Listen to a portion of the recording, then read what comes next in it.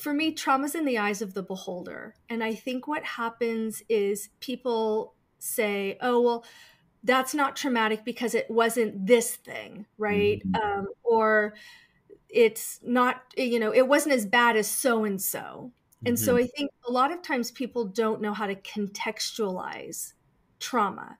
And so if it feels traumatic, if somebody walks away then from an experience that they are continuing to remember, it was very scary, they keep thinking about it, or they go back in time and think about it, then it counts. It's trauma, right? It doesn't necessarily mean that that's traumatic for me. My trauma is different, Right. right? And so some of it is not dismissing it.